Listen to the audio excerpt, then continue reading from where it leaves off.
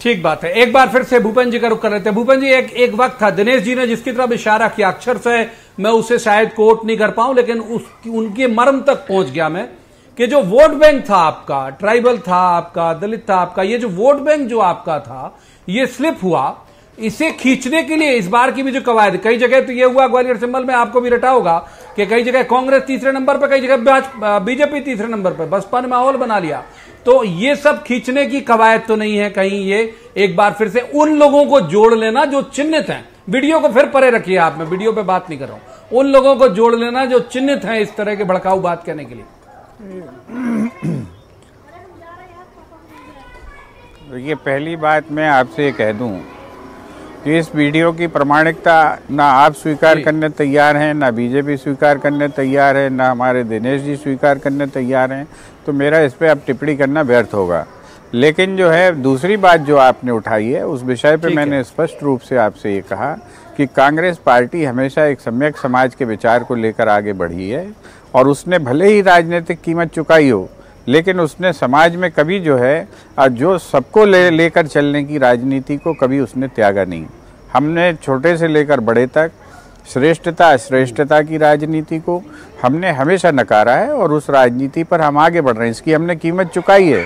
भले जो है जहरीली राजनीति करने वाले लोग कुछ समय के लिए राजनीति में सफल हो गए, लेकिन जब राष्ट्र के रूप में विचार होगा, इतिहास के रूप में विचार होगा, ये जहरीले लोग जो है इनको जो है खंडित होना पड़ेगा, और इनको जनता नकारेगी, आज नहीं कल नकारेगी। आज भले हमें कीमत इसकी चुकानी पड़ी हो। ठीक है, आज के डिबेट से जुड़ा हुआ दूसरा विषय के लिए कल्याण, आज के डिबेट से जुड़ा हुआ दूसरा विषय ले लेते हैं भूपेन जी, दूसरा विषय ले लेते हैं आज के डिबेट से जुड़ा हुआ। वो ये है कि कांग्रेस जो है विक्टिम कार्ड खेल रही। ये वीडियो भी शायद आप लोग ओन नहीं करेंगे, क्योंकि ये कांग्रेस के द्वारा जारी हुआ नहीं लिखा हुआ दिखता, लेकिन वो कमलनाथ जी का जारी हुआ मेरी गलती क्या थी। ये ऐसे वीडियो लगातार आ रहे हैं मार्केट में, कुछ ना कुछ इन्हीं बिंदुओं के साथ कमलनाथ जी के वीडियो। तो ये ऐसे लग रहा है कि कांग्रेस जो है वो विक्टिम कार्ड खेलना चाहती है वोटर के सामने। नहीं, इसमें विक्टिम कार्ड क्या है? कमलनाथ जी ने कई जगह भाषण दिया है कि मेरी गलती क्या है, और ये पूछना जनता से कौन सी गलत बात है। आज हमने कुछ काम किए हैं, हमारी सरकार ने काम किए हैं, कमलनाथ जी ने काम किए हैं, और 15 महीने में वो करके दिखाया जो 15 साल की सरकारें जिस पर सोती रहीं, 15 साल की सरकार जो लूट खसोट में लगी रहीं।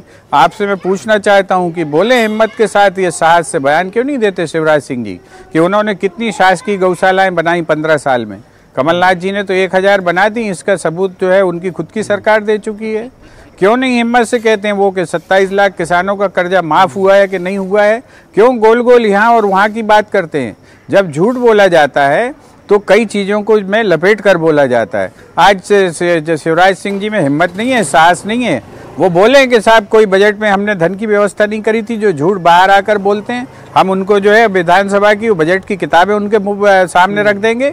आप ये जो समस्या है, ये झूठ बोलने और लोगों को गुमराह करने की राजनीति की समस्या है।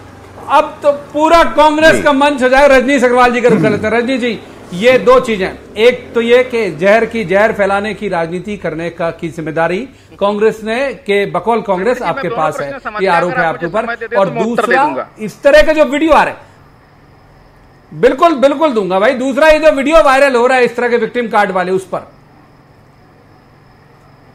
देखिए, पहली बात तो ये है कि ये मैंने कहा कि गंदी घटिया राजनीति करके परे होने का जो काम करने का प्रयास करते हैं, इसमें आजकल ये हो नहीं पा रहे हैं, पकड़े जा रहे हैं, एक्सपोज हो रहे हैं। इन्होंने इस प्रकार की राजनीति, घृणित राजनीति कमलनाथ जी ने क्यों खंडन नहीं किया, क्यों स्टेटमेंट नहीं दिया कि फूल सिंह बरैया जी का अगर पुराना भी है तो हमें कांग्रेस स्वीकार नहीं करती? क्यों इसको बढ़ावा दिया? डर्टी पॉलिटिक्स होगी, यहाँ का होगा वहां का होगा, हम विचारों को स्वीकार करने क्यों नहीं करते? मैंने कहा कि एक प्रोफेसर महोदय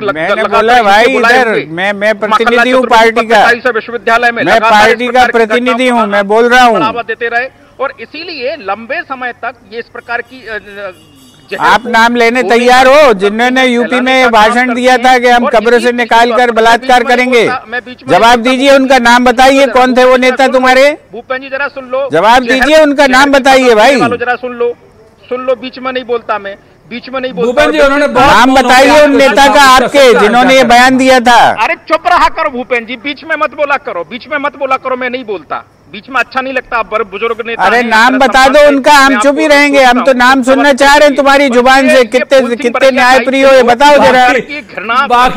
बाकी सब कह लो रंजन जी, बुजुर्ग, अरे बुजुर्ग मत कहो भैया। घटिया राजनीति ये जो आपके फूल सिंह बरैया टाइप हमने बताया, उनका नाम तो बताओ। बांटने वाली राजनीति हम स्वीकार नहीं करेंगे और सभ्य समाज भी स्वीकार नहीं करने वाला इस प्रकार की घटिया राजनीति को। दूसरी बात जो आपने कही, कमलनाथ जी जाएं, आपके किस नेता ने ये बयान दिया था, उसका नाम बता दीजिए प्लीज। कर्जा माफ नहीं किया, कर्जा माफ इन्होंने जनता का नहीं किया, बेवकूफ बनाने का काम किया। आपके नेताजी का बयान बता दीजिए, कौन नेताजी थे? बस मुख्यमंत्री कन्यादान योजना में उन्होंने पाप किया, इन्होंने युवाओं के साथ में पाप किया, सरकारी भर्ती पर अघोषित प्रतिबंध लगाने का पाप किया, इन्होंने विकास की बड़ी परियोजनाओं को रोकने का पाप किया, इन्होंने मध्य प्रदेश के विकास को थामने का पाप किया।